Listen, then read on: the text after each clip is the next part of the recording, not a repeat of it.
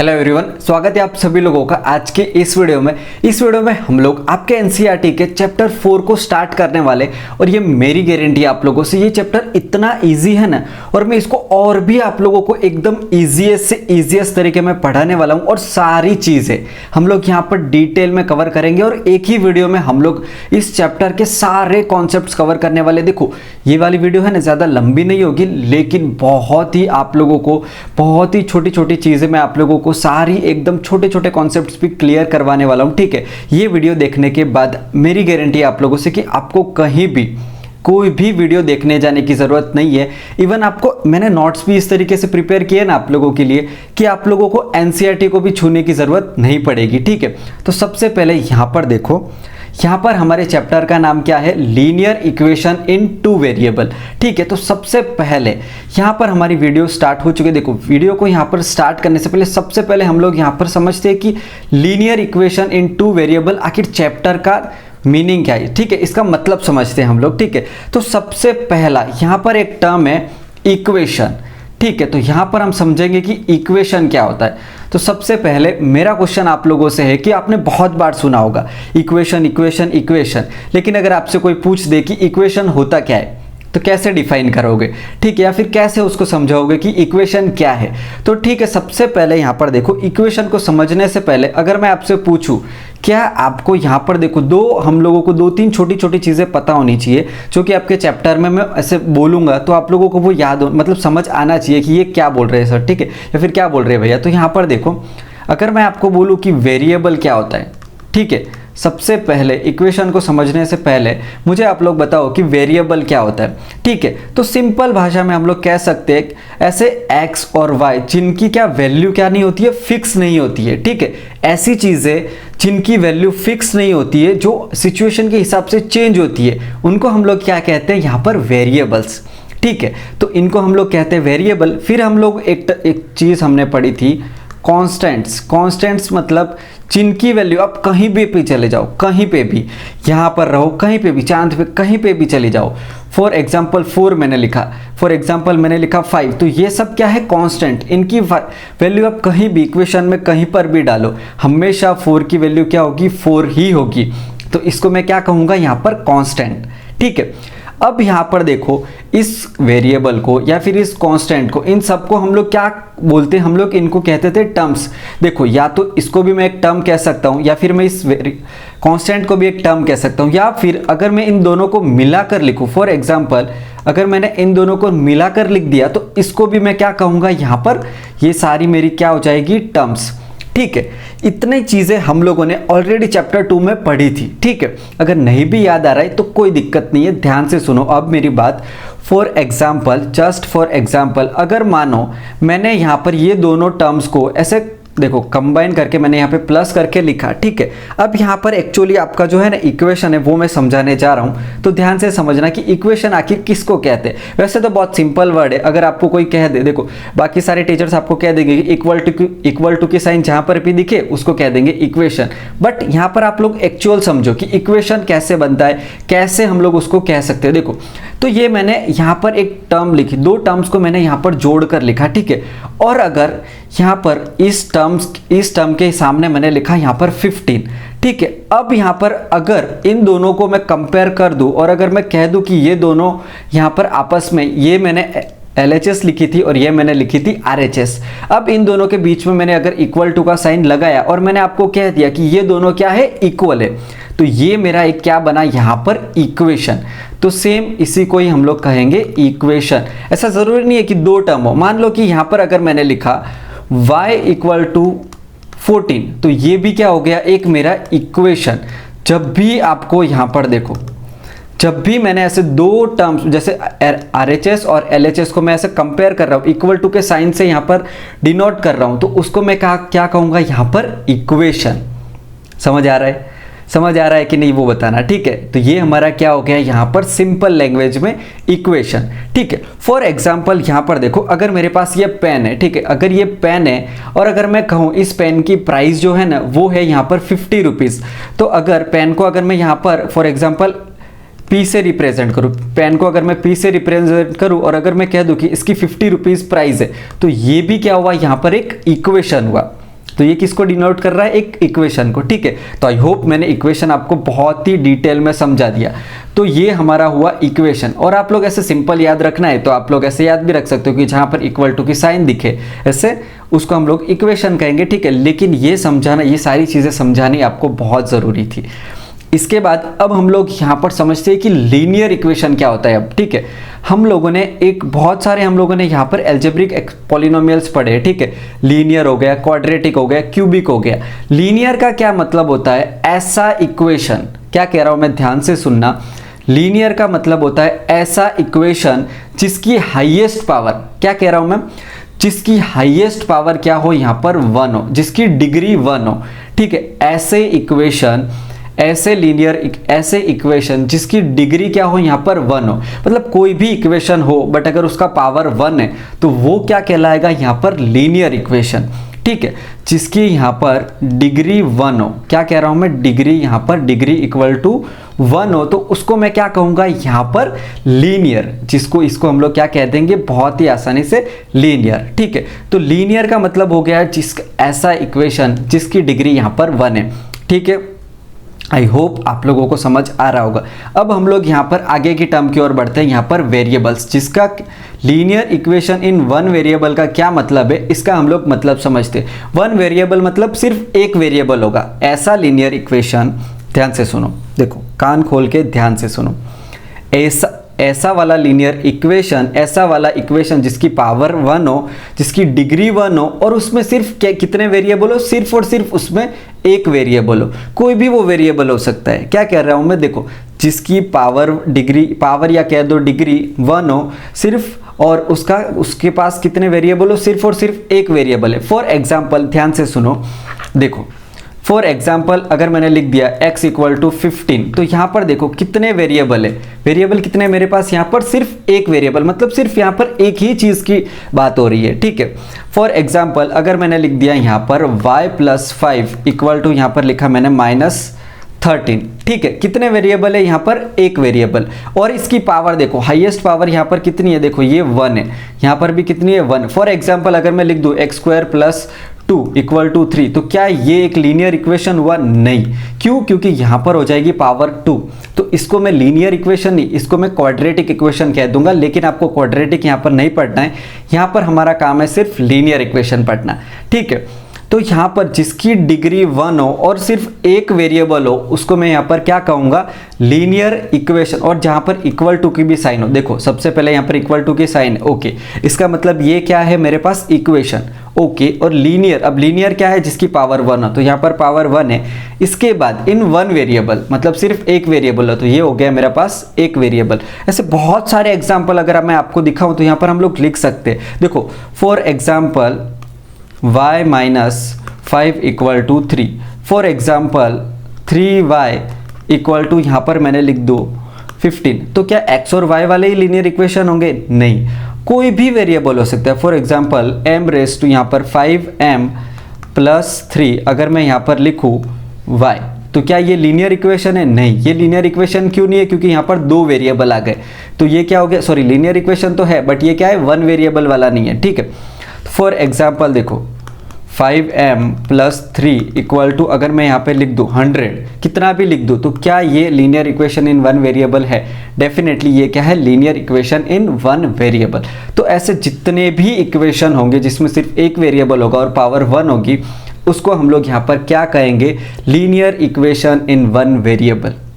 I hope आप लोगों को सारी चीज़ें अच्छे से समझ आई होगी, ठीक है। अब लीनियर इक्वेशन को हम लोग एक रियल लाइफ एग्जांपल की मदद से समझते हैं, ठीक है। फॉर एग्जांपल यहाँ पर मैंने अगर लिख दिया 500 equal to 2, for example p लिखा मैंने यहाँ पर, और अगर मैं यहाँ पर लिख दूँ 100, ठीक है, तो क्या ये एक लीनियर इक्वेशन इन 1 वेरिएबल है, हाँ डेफिनेटली है, क्योंकि इसमें इक्वल टू की भी साइन है, पावर 1 है और सिर्फ वेरिएबल 1 है, ठीक है। अब यहाँ पर ध्यान से सुनो, लीनियर इक्वेशन इन 1 वेरिएबल को अगर रियल लाइफ से मुझे कनेक्ट करना हो, अगर रियल लाइफ में आपको देखना है कि लीनियर इक्वेशन कैसे होगा, कैसे हम उसको देख सकते हैं, ध्यान से सुनो। एक एग्जांपल मैं आपके लिए लेता हूँ। फॉर एग्जांपल देखो ये एक परफ्यूम की बोतल है, ठीक है। यहाँ पर देखो ये एक परफ्यूम की बोतल है मेरे पास, दिख रही है आप लोगों को, देखो ये एक परफ्यूम की बोतल है, ठीक है। और फॉर एग्जाम्पल मेरे पास ये है 500 रुपीज़ की एक नोट, ठीक है। ये है मेरे पास एक क्या 500 की नोट। और अगर मैं इसमें यहाँ पर लीनियर इक्वेशन में देखो, यहाँ पर कंप्यूटर के आप लोग यहाँ पर लैपटॉप की स्क्रीन पर देखो, मैंने क्या लिखा है 500 इक्वल टू 2p। अगर मैं यहाँ पर लिखूँ 500 में मेरे पास 500 को अगर मैं किसी शॉपकीपर को दूँ और मैं वहाँ से 2 परफ्यूम खरीदूँ, ठीक है, और मैं वहाँ से कितने परफ्यूम खरीदूँ, 2 परफ्यूम।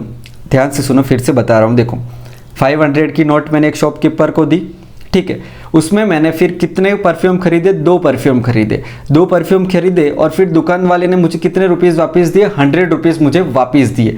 ध्यान से सुनो, एक बार फिर से बता रहा हूँ, देखो 500 रुपीस मैंने दुकान वाले को दिए और उसने वहाँ से मैंने 2 परफ्यूम खरीदे और फिर मेरे पास कितने बचे, और मेरे पास 100 रुपीस बचे, ठीक है। अब यहाँ पर ध्यान से सुनो, परफ्यूम को साइड में हटाओ, यहाँ पर देखो तो ये यही कह रहा है, देखो 500 की नोट मैंने दुकान वाले को दी, उससे मैंने 2 परफ्यूम खरीदे और मेरे पास 100 रुपीज़ बचे। तो हो गया ना ये रियल लाइफ से कनेक्शन। देखा आपने कैसे इतना इजी होता है लीनियर इक्वेशन और ये सब चीज़ों को रियल लाइफ से जितना आप लोग कनेक्ट करोगे आपको उतने ज़्यादा आपके कॉन्सेप्ट्स क्लियर होंगे, वरना तो आप एक्स और वाई में उलझे रह जाओगे। आप हमेशा ऐसे एब्स्ट्रैक्ट कॉन्सेप्ट्स में ही रह जाओगे। आप लोग ऐसे विजुअलाइज जब तक नहीं करोगे तब तक आपको दिक्कत आएगी, ठीक है।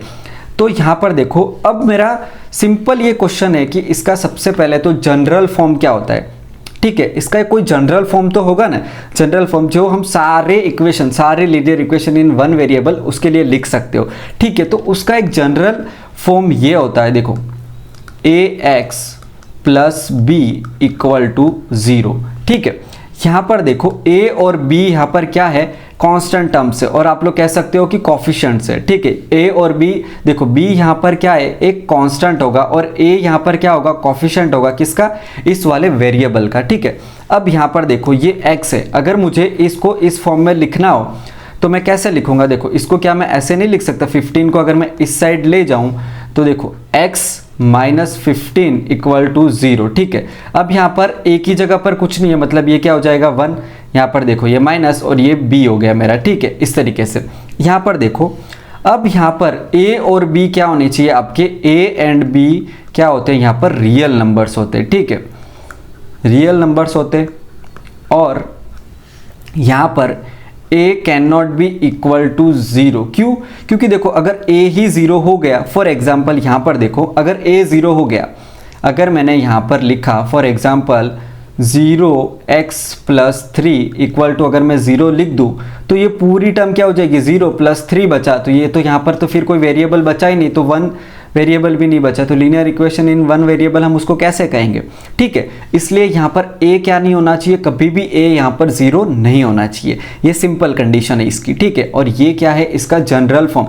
देखो बहुत सारे इक्वेशन है ना, आपको जनरल फॉर्म में दिए हुए नहीं होंगे बट आप उसको लिख पाओगे जनरल फॉर्म में। फॉर एग्जाम्पल यहाँ पर देखो, अगर मैंने यहाँ पर देखो अगर y इक्वल टू, अगर मैं यहाँ पर 15 या फिर अगर मैं यहाँ पर, हाँ ठीक है 15 लिख देता हूँ, तो इसको मुझे अगर जनरल फॉर्म में लिखना है तो देखो इसको मैं इस साइड ले आऊँगा तो y माइनस 15 इक्वल टू ये क्या हो जाएगा मेरा यहाँ पर 0, ठीक है। देखो यहाँ पर x और y कोई भी एक वेरिएबल हो सकता है, ठीक है, और ये यहाँ पर कोफिशिएंट कुछ भी नहीं है तो ये हो गया 1। फॉर एग्जाम्पल यहाँ पर अगर मैं लिखूँ x प्लस 5 इक्वल टू, यहाँ पर अगर मैं लिख दूँ 3, अब इसको मेरे को अगर जनरल फॉर्म में लिखना है तो ये 3 इस साइड आ जाएगा, सो x प्लस 5 और ये माइनस 3 हो जाएगा इक्वल टू, यहाँ पर क्या आ जाएगा 0, सो x इक्वल टू ये मेरे पास क्या आया 2, सॉरी तो यहाँ पर गलती हो गई, यहाँ पर तो x प्लस 2 आ गया इक्वल टू 0। तो ये क्या हो गया मेरा एक लीनियर इक्वेशन इन 1 वेरिएबल, जिसको मैंने किस में लिखा, जनरल फॉर्म में, ठीक है। आई होप आप लोगों को अच्छे से समझ आ रहा होगा। अब हम लोग यहाँ पर एक चीज़ पढ़ते हैं कि आखिर जो हम लोग लीनियर इक्वेशन लिख रहे हैं उसके टोटल कितने सॉल्यूशंस होते हैं। मतलब ऐसी x की, फॉर एग्जांपल अभी मैंने 2 परफ्यूम खरीदे थे, कौन सा मैंने एग्जांपल लिया था, देखो 500 इक्वल टू 2p प्लस यहाँ पर अगर 100, ठीक है। ऐसा वाला अगर कोई भी मेरे पास लीनियर इक्वेशन हो, कितने लीनियर इक्वेशन हो इन 1 वेरिएबल, तो उसके कितने सॉल्यूशंस हो सकते हैं। मतलब सॉल्यूशंस का क्या मतलब है, सिंपल, यहाँ पर p की ऐसी कितनी वैल्यूज आएगी जो अगर मैं इस इक्वेशन में डालूं तो पूरा इक्वेशन क्या हो जाए, यहाँ पर 0 हो जाए, ठीक है। या फिर आप लोग कह सकते हो कि RHS इक्वल टू हो जाए यहाँ पर LHS, ठीक है। p की ऐसी कितनी वैल्यूज मेरे पास आएगी कि अगर मैं सॉल्यूशन में, इस वाले सॉल्यूशन में अगर मैं यहाँ पर डालूं तो पूरा ये क्या हो जाए, पूरा ये हो जाए 0, ठीक है। पूरा इक्वेशन को वो सेटिस्फाई करे, इक्वेशन को सेटिस्फाई करे ऐसी पी की कितनी वैल्यूज होगी वो हमें यहाँ पर पता करनी है, ठीक है। और सिंपल कह सकते हो सॉल्यूशन। अब यहाँ पर देखो, अगर मुझे पी की वैल्यू फाइंड करके देखते हो और फिर मैं आपको डायरेक्ट बता दूंगा कि कितने सॉल्यूशंस होते linear equation in one variable में। तो यहाँ पर 500, अगर ये देखो यहाँ पर प्लस में तो इस साइड मैंने लाया तो ये आ गया यहाँ पर माइनस में, इक्वल टू ये क्या हो जाएगा 2p। ओके, अब 500 माइनस 100 तो क्या हो गया यहाँ पर 400 इक्वल टू 2p, ठीक है। अब यहाँ पर ध्यान से देखो, p की मुझे वैल्यू चाहिए, मतलब इस परफ्यूम की मुझे एक्चुअल, एक परफ्यूम की एक्चुअल प्राइस कितनी होगी ये मुझे पता करना है। तो वो मैं यहाँ पर कैसे पता करूँगा, अब देखो दो परफ्यूम की प्राइस यहाँ पर कितनी आ रही है 400, ठीक है। 100 हमने हमारे पास बचा था वो हमने 500 में से सब्ट्रैक्ट कर दिया, ठीक है। तो अब यहाँ पर देखो ये मल्टीप्लिकेशन में है, तो यहाँ पर अगर मैं इसको डिवीजन में डाल दूँ तो p की वैल्यू मेरे पास आ जाएगी, कितनी वैल्यू आएगी यहाँ पर 200, ठीक है। तो p की वैल्यू यहाँ पर कितनी आई, सिर्फ और सिर्फ 1, तो इसकी प्राइस कितनी हुई 200, एक्चुअल प्राइस 200 नहीं है बट इसकी कितनी प्राइस आई यहाँ पर 200, ठीक है। तो p की यहाँ पर सिर्फ और सिर्फ मेरे पास एक ही वैल्यू आएगी जब भी आपके पास कोई भी लीनियर इक्वेशन हो। फॉर एग्जाम्पल देखो x प्लस 3 इक्वल टू, अगर मैंने 5 लिखा तो अब मैं इसको अगर सॉल्व करूँ तो x plus 3 minus 5 equal to 0, so x यहाँ पर आ गया माइनस 2 इक्वल टू 0, तो x की कितनी वैल्यू आई 2, तो x की कितनी यहाँ पर सॉल्यूशंस आए, सिर्फ और सिर्फ एक सॉल्यूशन आया, ठीक है। तो हमेशा इस चीज़ को याद रखना, जब भी आपका linear equation in one variable हो, जब भी linear equation in one variable हो तो उसका सिर्फ और सिर्फ एक ही सॉल्यूशन होता है। कितने सॉल्यूशन होते हैं उसके, सिर्फ और सिर्फ यहाँ पर एक ही सॉल्यूशन होता है। तो ये चीज़ आपको हमेशा याद रखनी है कि जब भी मेरे पास linear equation in one variable हो तो सिर्फ और सिर्फ उसका एक सॉल्यूशन आएगा, ठीक है। तो आई होप आप लोगों को यहाँ पर linear equation in one variable में सारी चीज़ें एकदम अच्छे से समझ आ गई होगी, ठीक है। इसके बाद अब हमारा यहाँ पर जो मेन टॉपिक है ना वो स्टार्ट होता है, ठीक है। यहाँ पर हमारा मेन टॉपिक अब क्या है, देखो लीनियर इक्वेशन का मतलब मुझे पता है ऐसा इक्वेशन जिसकी डिग्री 1 हो। यहाँ पर अब कितने वेरिएबल आएंगे, अभी तक हम लोग क्या पढ़ रहे थे 1 वेरिएबल, अब यहाँ पर आएंगे 2 वेरिएबल। जैसे मैंने सिर्फ परफ्यूम की बात की थी, अब इस परफ्यूम के साथ साथ एक और चीज़ आ जाएगी 2 वेरिएबल में, ठीक है। देखो फिर से समझिए कि आप डोंट वरी, आप टेंशन मत लो।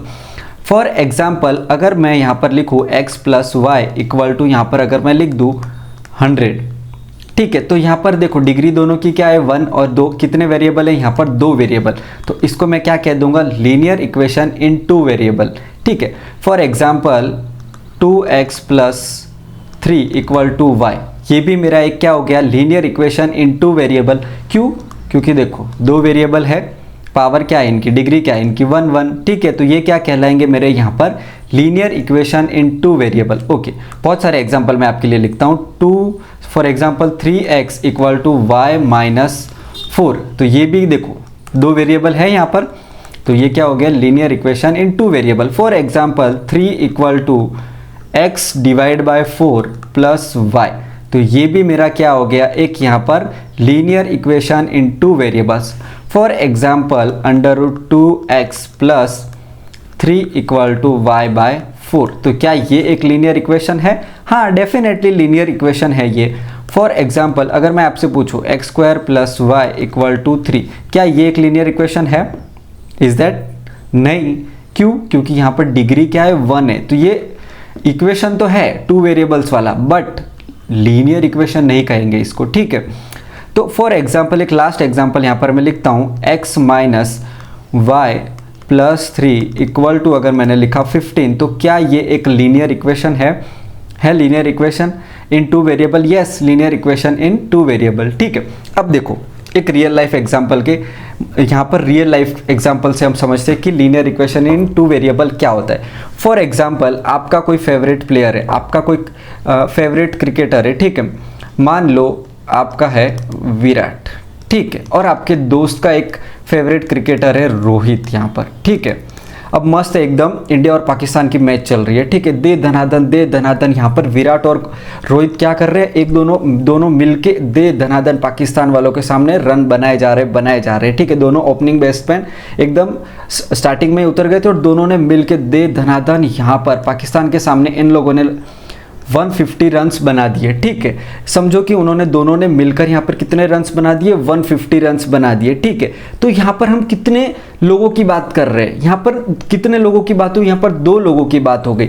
तो फॉर एग्जाम्पल अगर मैं यहाँ पर विराट को वी वेरिएबल से रिप्रेजेंट कर दूँ और रोहित को मैं अगर आर वेरिएबल से रिप्रेजेंट कर दूं तो ये मेरा क्या हो गया 150। दोनों ने मिलाकर कितने रन बनाए, यहाँ पर 150 रन।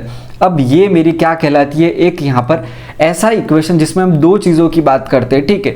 वो हमारा होता है linear equation but in 2 variable. जब भी 2 चीज़ों की हम बात कर रहे हो या फिर 2 कोई भी कुछ भी हो सकता है, ठीक है, तो उसको हम लोग क्या कह देंगे, यहाँ पर एक कह देंगे कि लीनियर इक्वेशन इन 2 वेरिएबल। समझ आया क्या होता है एक्चुअल में लीनियर इक्वेशन इन 2 वेरिएबल, ठीक है। अब यहाँ पर देखो कि इसकी भी तो कुछ जनरल फॉर्म होती होगी ना, ठीक है। तो इसकी एक जनरल फॉर्म होती है जिसमें होती है ax plus by plus c equal to क्या होगा यहाँ पर 0, ठीक है। यहाँ पर अब एक चीज समझने वाली है, यहाँ पर देखो a और b क्या होता है, बिलोंग्स टू का, इसको मतलब ये किससे बिलोंग करते हैं, a और b। यहाँ पर ये रियल नंबर्स होते हैं, a और b रियल नंबर्स, कुछ भी नंबर यहाँ पर हो सकते हैं रियल नंबर्स में, ठीक है। तो और यहाँ पर a एंड b, ध्यान से सुनना, a and b cannot be 0 together. क्या कह रहा हूं मैं, ध्यान से सुनो, कैनॉट बी 0 टुगेदर। a और b, देखो a यहां पर 0 हो सकता है एक बार के लिए, लेकिन a के साथ साथ b 0 फिर नहीं हो सकता। अगर b यहां पर 0 हो गया है तो फिर b के साथ साथ a 0 नहीं हो सकता है, मतलब a और b दोनों एक साथ मिलके 0 नहीं हो सकते, ठीक है। a अलग टाइम पे 0 हो सकता है, b भी यहाँ पर b की वैल्यू भी 0 हो सकती है, लेकिन कब हो सकती है, जब यहाँ पर a यहाँ पर इक्वल टू 0 ना हो, ठीक है।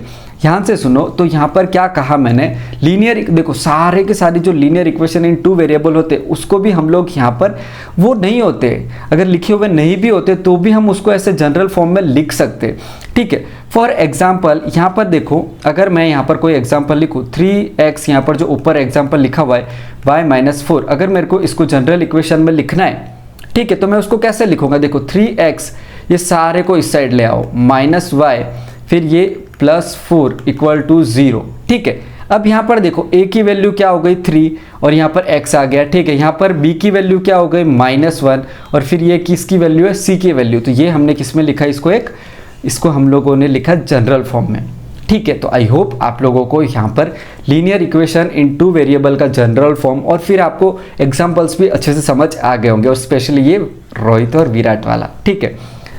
इसके बाद आता है हमारा एक सबसे बड़ा क्वेश्चन कि क्या भाई कितने इसके सॉल्यूशंस आएंगे। जैसे लीनियर इक्वेशन इन 1 वेरिएबल में मेरा सिर्फ एक सॉल्यूशन आ रहा था, अब मेरा यहाँ पर क्वेश्चन है, अब मेरे माइंड में क्वेश्चन आ रहा है कि कितने यहाँ पर सॉल्यूशंस आएंगे, ठीक है, कितने सॉल्यूशंस आएंगे। अब यहाँ पर ध्यान से सुनो, फॉर एग्जाम्पल अगर मैंने यहाँ पर लिखा x plus y equal to, यहाँ पर मैं लिख रहा हूँ 100, ठीक है, x plus y equal to 100 मैंने ये लिखा।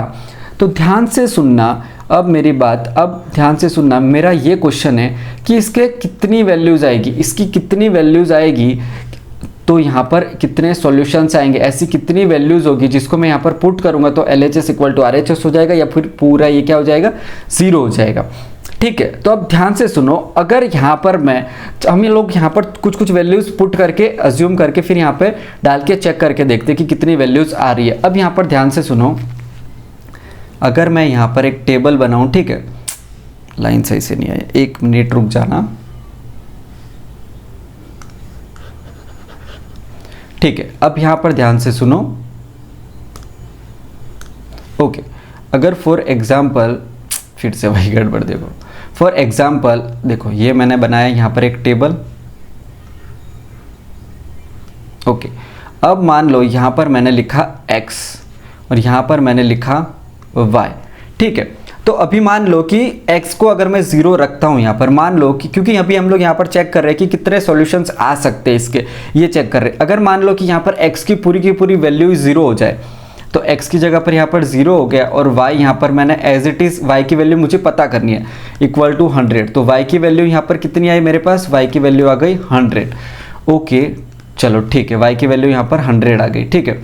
और अगर यहाँ पर अगर मैं y की जगह पर 0 रख दूँ तो x की वैल्यू क्या आ जाएगी, देखो अगर x plus y equal to 100 है तो अब देखो x प्लस 0 इक्वल टू 100, तो x की वैल्यू क्या है यहाँ पर 100। ओके, तो अब देखो यहाँ पर दो वैल्यूज तो मेरे पास ऐसे ही आ गई।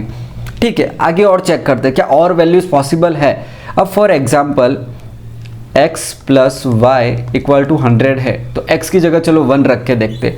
ठीक है, तो x की जगह अगर मैंने यहाँ पर 1 रखा तो y की वैल्यू यहाँ पर क्या आएगी वो फाइंड करते। तो y इक्वल टू 100 माइनस 1, तो यहाँ पर क्या आ गई 99, तो y की वैल्यू क्या आ गई 99। ऐसे अगर और मैं वैल्यूज फाइंड करूँ, देखो और अगर मैं यहाँ पर वैल्यूज फाइंड करूँ आपके लिए, अगर y अब मैंने y रख दिया 1, x plus y equal to यहाँ पर 100, अगर मैंने y रख दिया यहाँ पर 1, ठीक है, तो x की वैल्यू अब मुझे पता करनी है यहाँ पर इक्वल टू, देखो ये बहुत गंदा लिख दिया है मैंने, एक मिनट यहाँ पर रुकना। देखो अब यहाँ पर अगर मैंने y की वैल्यू 1 रखी और मुझे x की वैल्यू पता करनी है, तो यहाँ पर क्या आएगी x की वैल्यू यहाँ पर 99। इस तरीके से देखो यहाँ पर क्या हो रहा है, यहाँ पर क्या हो रहा है ध्यान से समझो। जैसे है ना, देखो एक दूसरे की x और y की वैल्यूज किस पे डिपेंड हो रही है, उन दोनों एक दूसरे पर ये क्या हो रही है वैल्यूज डिपेंड हो रही है। अगर x की वैल्यू कुछ होगी तो y की वैल्यू कुछ और होगी। अगर फॉर एग्जांपल x की वैल्यू 1 हो रही है तो यहाँ पर y की वैल्यू 99 आ रही है, तो x और y की वैल्यू किस पे डिपेंड हो रही है, एक दूसरे पर डिपेंड हो रही है। तो यहाँ पर आप मान लो कि x की बहुत आप कुछ भी लिख दो तो y की कुछ डिफरेंट वैल्यू आ जाएगी। तो इस तरीके से यहाँ पर अगर आप ऐसे फाइंड करते जाओगे ना तो आपके बहुत सारे सॉल्यूशंस आएंगे, सॉल्यूशंस कभी भी आपके ख़त्म नहीं होंगे। तो यहाँ पर आप लोग इसका आंसर लिख सकते हो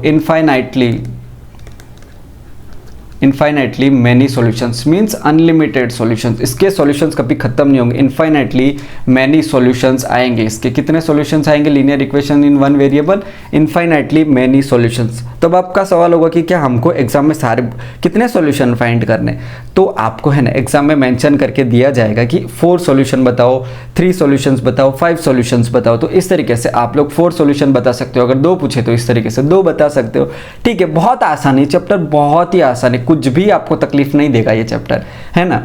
अब इसके बाद हम लोग कुछ क्वेश्चंस की प्रैक्टिस करते हैं। ठीक है, कॉन्सेप्ट्स हमने पढ़ लिए, लीनियर इक्वेशन क्या होता है, linear equation in one variable क्या होता है, लीनियर इक्वेशन इन 2 वेरिएबल क्या होता है। अब हम लोग यहाँ पर कुछ क्वेश्चंस करेंगे तो हमको मजा आएगा और आइडिया भी आएगा कि एक्चुअल में क्या है, हमें इस चैप्टर में क्या करने का है। ठीक है, तो यहाँ पर सबसे पहला मेरा क्वेश्चन है कि ये जो है ना, ये जो मेरे इक्वेशंस जो मैंने लीनियर इक्वेशन इन 2 वेरिएबल लिखे हुए, इसको मुझे जनरल फॉर्म में कन्वर्ट करना है। क्या करना है, मुझे जनरल फॉर्म में कन्वर्ट करना है और फिर यहाँ पर मुझे a, b और c की वैल्यूज बतानी है। ठीक है, तो सबसे पहले देखो जनरल फॉर्म मेरा लिखो यहाँ पर मैं ax plus B y plus C equal to 0, means मुझे राइट हैंड साइड क्या होना चाहिए, मेरा 0 होना चाहिए। ठीक है, तो यहाँ पर क्या है मेरे पास 6 है। ठीक है, अब यहाँ पर क्या है 3x plus 4y equal to 6। ठीक है, तो ये 6 को आप लोग इस साइड ले आओ, तो यहाँ पर 3x plus 4y minus 6 equal to ये क्या हो गया 0। तो RHS में मेरा यहाँ पर 0 आ गया और यहाँ पर देखो x भी मेरे पास प्रेजेंट है, y भी प्रेजेंट है। ठीक है, और मेरे पास कांस्टेंट टर्म भी प्रेजेंट है। तो अब मैं इससे कंपेयर कर दूँ तो यहाँ पर a की वैल्यू क्या हो गई 3, b की वैल्यू क्या हो गई यहाँ पर 4। ओके, और यहाँ पर c की वैल्यू ध्यान से देखना -6, c की वैल्यू क्या है यहाँ पर -6। क्यों, क्योंकि यहाँ पर c तो ये देखो ये प्लस साइन होती है, तो ये c पूरा क्या है यहाँ पर -6।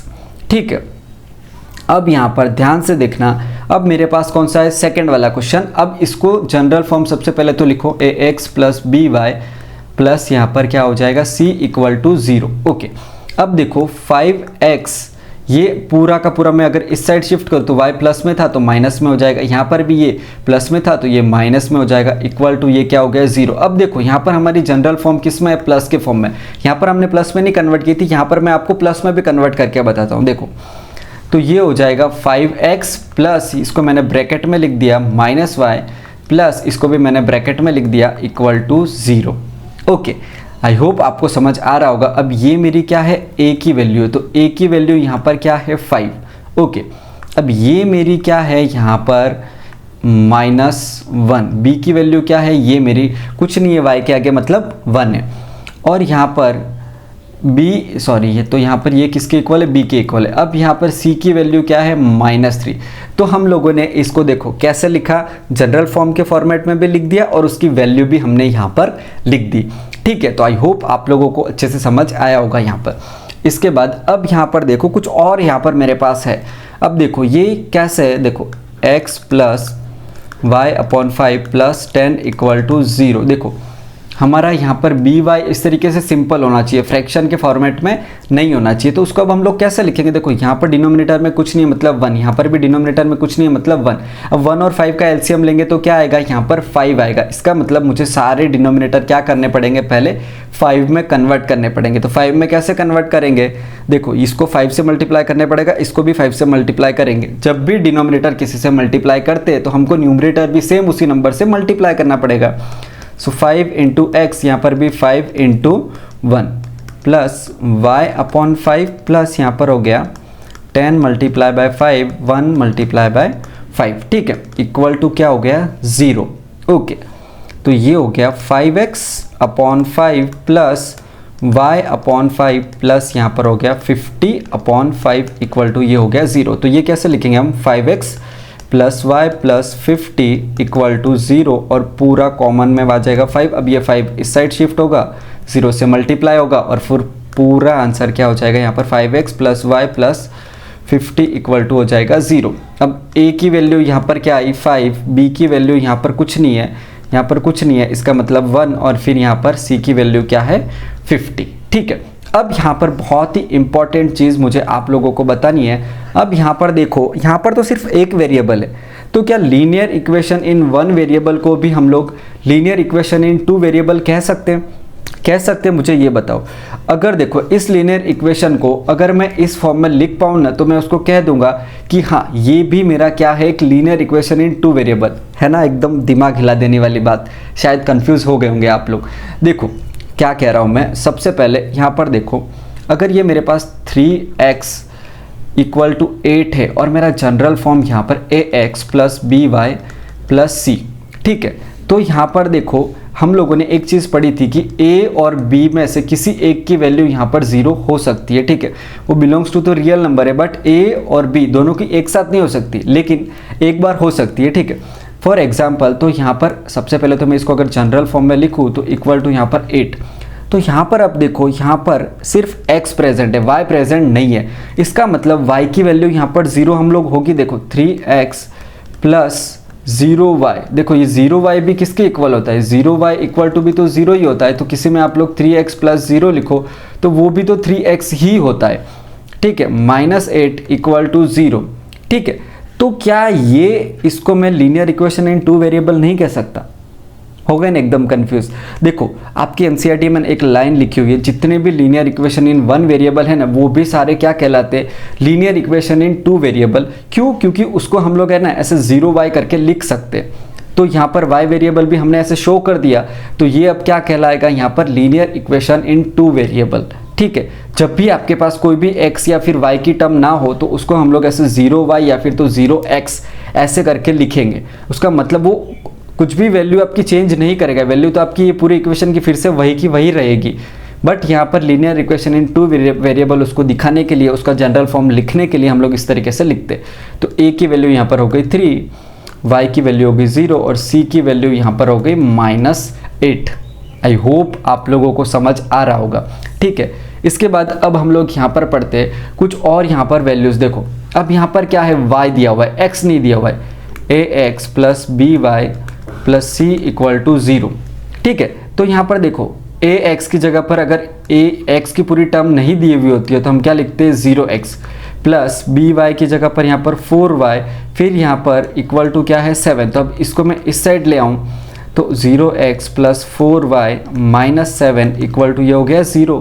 तो ये हो गई हमारी यहाँ पर जनरल फॉर्म। और अगर और भी जनरलाइज वे में आपको लिखना है तो 0x + 4y प्लस और ब्रैकेट में ये -7 लिखोगे इक्वल टू 0। तो ये हो गई a की वैल्यू, ये हो गई b की वैल्यू, ये हो गई मेरे पास c की वैल्यू। ठीक है, सेम तरीके से अब यहाँ पर है तो 5x इस साइड में इसको ले आऊँ तो ये +y = 0 हो जाएगा। ठीक है, अब यहाँ पर कौन सी चीज़ मिसिंग है, यहाँ पर c टर्म मिसिंग है। देखो ax प्लस बी वाई, ठीक है, ये दोनों तो है बट यहाँ पर सी टर्म नहीं है, ठीक है, तो इसलिए मैंने सारे अलग अलग टाइप के यहाँ पर आपके लिए क्वेश्चन लिखे थे ताकि आपके सारे टाइप के क्वेश्चंस कवर हो, इसलिए तो यहाँ पर ये 0।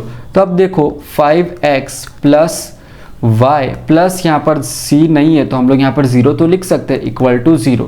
तो a की वैल्यू मेरे पास आई 5, ये है a की वैल्यू, यहाँ पर कुछ नहीं है मतलब 1 है, यहाँ पर 1 इक्वल टू b, ये क्या है c की वैल्यू, और ये पूरा मेरा क्या हो गया ये कि मेरा क्या हो गया यहाँ पर जनरल फॉर्म, ठीक है। तो आई होप आप लोगों को समझ आ रहा होगा।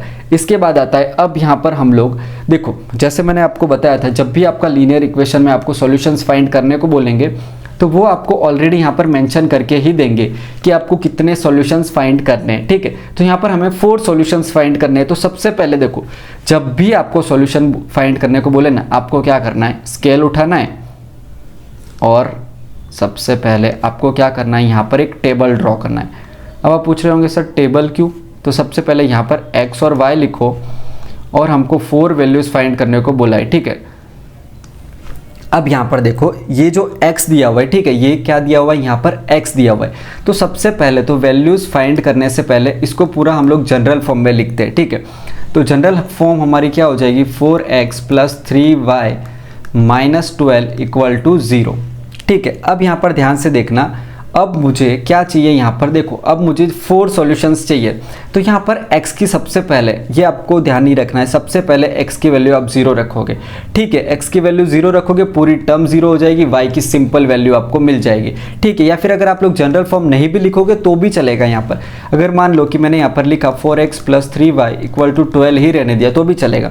अब यहाँ पर 4 की जगह x की जगह पर 0 हो गया, प्लस 3y इक्वल टू आया 12, ठीक है। तो अब मेरे पास यहाँ पर क्या बचा, 3y इक्वल टू 12, और ये 3 क्या जाएगा, डिवीजन में चला जाएगा, तो y इक्वल टू यहाँ पर क्या हो जाएगा, 12/3 इक्वल टू 4। तो y की वैल्यू यहाँ पर क्या आई, 4 आ गई, ठीक है, सिंपल है।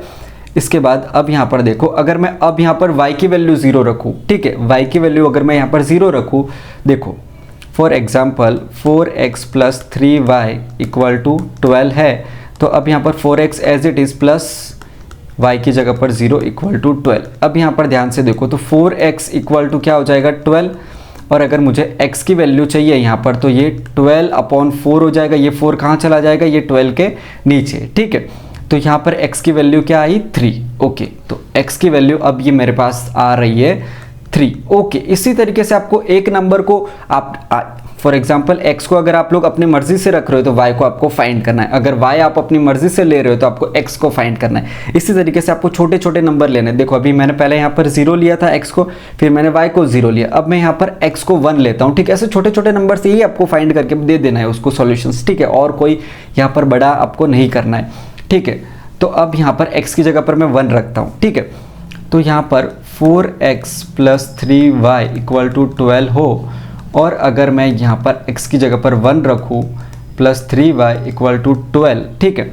तो अब यहाँ पर ध्यान से देखो, तो ये 4 प्लस 3y इक्वल टू 12 हुआ, ठीक है। तो अब यहाँ पर देखो 3y इक्वल टू क्या हो जाएगा, 4 प्लस में है तो 12 माइनस 4 हो जाएगा, ठीक है। अब यहाँ पर ध्यान से देखना, देखो तो 3y इक्वल टू क्या आया मेरे पास, यहाँ पर 3y इक्वल टू 8, तो y की वैल्यू क्या आ जाएगी, ये किस में चला जाएगा, डिवीजन में, तो 8/3। तो y की वैल्यू देखो फ्रैक्शन में भी आ सकती है, तो ये कितनी आई, y की वैल्यू 8/3। अब यहाँ पर मैं रखता हूँ यहाँ पर y की वैल्यू 1, ठीक है। y की वैल्यू अब मैं 1 रखता हूँ। फॉर एग्जाम्पल देखो 4x plus 3y equal to 12, तो 4x as it is plus 3 की जगह पर यहाँ पर मैंने 1 लिख दिया, ठीक है, इक्वल टू 12। तो अब यहाँ पर देखो 4x equal to 12 minus 3, 4x equal to कितना हो जाएगा यहाँ पर 9, तो x की वैल्यू क्या आ जाएगी 9/4, तो ये हो जाएगी x की वैल्यू 9/4। तो इस तरीके से हम लोगों ने यहाँ पर कितने सॉल्यूशंस फाइंड कर किए, यहाँ पर 4 सॉल्यूशंस फाइंड किए। देखो सबसे पहले बहुत ईजी है, सबसे पहले x को 0 रखो, y की वैल्यू फाइंड कर लो, फिर y की वैल्यू 0 रखो, x की वैल्यू फाइंड कर लो, ठीक है। फिर यहाँ पर 1 रखो x की जगह पर या फिर y की जगह पर, दोनों की जगह पर एक एक बार 1 रख के देखो तो अलग अलग वैल्यूज मिल जाएगी उनकी, तो आप लोग कह दोगे तो टोटल आपके यहाँ पर क्या हो जाएंगे, सॉल्यूशंस हो जाएंगे। इसी तरीके से आपको आगे वाले क्वेश्चंस में भी करने। फॉर एग्जाम्पल यहाँ पर देखो एक और अगर मैं यहाँ पर एग्जाम्पल आपके लिए लूँ, देखो मैंने यहाँ पर आपके लिए बहुत सारे क्वेश्चंस किए हुए, तो फॉर एग्जाम्पल अब ये क्या है, x/4 इक्वल टू y है, ठीक है। तो अब अगर मैंने यहाँ पर टेबल बनाया, फॉर एग्जाम्पल अगर मैं यहाँ पर टेबल बनाऊँ, ठीक है, ध्यान से देखना, अगर मैं यहाँ पर x और y का टेबल बनाऊँ तो सबसे पहले मैंने क्या बोला था, x की जगह आप 0 रखोगे, तो x की जगह 0 रखा और ये क्या हो जाएगा y। तो अब यहाँ पर y की वैल्यू क्या आ गई पूरी, देखो y इक्वल टू y, तो इक्वल टू यहाँ पर क्या हो जाएगा 0, ठीक है। लेकिन अब यहाँ पर आप लोग है ना, अब y की जगह 0 रखो, तो अब x प्लस वाई, तो यहाँ पर कितनी वैल्यू आई, 0 ही आई, ठीक है। अब अगर y की जगह भी आप लोग 0 रख दोगे, फॉर एग्जाम्पल ध्यान से सुनो, अब अगर y की जगह 0 रखोगे बट अब आप वापस 0 रखे तो x की जगह भी 0 आएगा, तो वापस से 0 0 आ जाएगा, तो कोई सेंस नहीं बनेगा। तो अब आगे वाले नंबर पे जाओ, तो फॉर एग्जाम्पल अब मैंने यहाँ पर रखा x इक्वल टू, अगर मैं यहाँ पर रख दूँ x इक्वल टू 1 रख दूँ, ठीक है। तो x की जगह पर अगर 1 रखो और y की 4 एज इट इज़, तो y की वैल्यू क्या आएगी 1/4, तो x की जगह 1 रखा तो y की वैल्यू आई 1/4, ओके। अब मैं y की जगह पर 1 रखता हूँ, ओके। अब यहाँ पर देखो मेरा क्वेश्चन क्या है, x/4 इक्वल टू y, तो मैं यहाँ पर अब y इक्वल टू 1 रख के देख रहा हूँ, ठीक है। तो यहाँ पर यहाँ पे लिख रहा हूँ मैं x/4 इक्वल टू y, और मुझे y की जगह पर अब क्या रखना है, 1 रखना है। तो x/4 as it is equal to 1, तो x इक्वल टू, अब ये 4 इधर जाएगा तो 4 मल्टीप्लाई बाय 1 इक्वल टू क्या हो गया 4, तो x की जगह पर क्या हो जाएगा 4, ठीक है। इसी तरीके से अब मुझे एक लास्ट सॉल्यूशन पता करना है। देखो अब यहाँ पर x की जगह मैं 2 रख के देखता हूँ क्या आता है मेरा, ठीक है। तो x/4 इक्वल टू y, तो सबसे पहले देखो यहाँ पर 2/4 इक्वल टू y, सो 1 और ये 2, सो 1/2 इक्वल टू y। तो y की वैल्यू क्या है मेरे पास यहाँ पर 1/2। तो इसी तरीके से आपको यहाँ पर सॉल्यूशंस को फाइंड करना है, बहुत ही इजी है, ठीक है। अब यहाँ पर देखो इसके बाद अब आपको क्या करना है यहाँ पर इसके बाद देखो सॉल्यूशंस तो हमने फाइंड कर लिए, कैसे सॉल्यूशंस फाइंड करते हैं, 4 सॉल्यूशन ही आपको पूछेगा, 4 या 5 पूछेगा, तो आप लोग इस तरीके से यहाँ पर सॉल्व करके दे सकते हो। इसके बाद अब आपसे पूछा जाएगा कि k की वैल्यू फाइंड करो। देखो आपको पूरा इक्वेशन दे दिया जाएगा, ये क्या दिया हुआ है 3x plus y equal to k, ठीक है। k की वैल्यू यहाँ पे फाइंड करनी है आपको। देखो x की वैल्यू गिवन है, y की वैल्यू गिवन है, सिर्फ k की वैल्यू फाइंड करनी। कितना इजी है, इससे इजी हो सकता है कुछ। देखो 3x की वैल्यू क्या गिवन है 1 प्लस y की वैल्यू क्या है 2 equal to k, so 3 plus 2 equal to k की वैल्यू क्या आई 5। ऐसे 6-7 के छोटे छोटे बच्चे भी कर सकते हैं इसको, ठीक है। k की वैल्यू आपको फाइंड करके देनी है, तो हमने यहाँ पर कर दी फाइंड। इसके बाद अब यहाँ पर देखो एक और क्वेश्चन ले लेते हैं यहाँ पर, तो x प्लस के वाई इक्वल टू 7। अब यहाँ पर देखो x की क्या गिवन है वैल्यू -1 प्लस y की क्या वैल्यू गिवन है k as it is, y की value 1 equal to 7, so -1 plus k equal to 7, ठीक है। अब यहाँ पर हमको सिर्फ k की वैल्यू चाहिए, तो जो भी चीज़ यहाँ पर एक्स्ट्रा है उसको उस साइड शिफ्ट कर दो। k इक्वल टू 7, ये माइनस में तो इधर आएगा प्लस हो जाएगा, सो k इक्वल टू 8। तो इस तरीके से हमारा यहाँ पर ये चैप्टर के सारे कॉन्सेप्ट, सारे एनसीईआरटी, अब आप लोग अगर एनसीईआरटी के क्वेश्चंस उठा के देखोगे ना, तो कोई भी क्वेश्चन, ये मेरी गारंटी है, कोई भी क्वेश्चन आप लोग सॉल्व कर दोगे, ठीक है। इसके बाद अब हम लोग एक्सरसाइज की वीडियोस अपलोड करेंगे। ये दोनों एक्सरसाइज का जो भी इंट्रोडक्शन वीडियो था मैंने इसमें कवर कर दिया है, ठीक है। PDF नोट्स भी आप लोगों को मिल जाएगी, तो वहाँ से डाउनलोड कर लेना डिस्क्रिप्शन बॉक्स में। तो चलिए मिलते हैं नेक्स्ट वीडियो में, तब तक के लिए बाय बाय।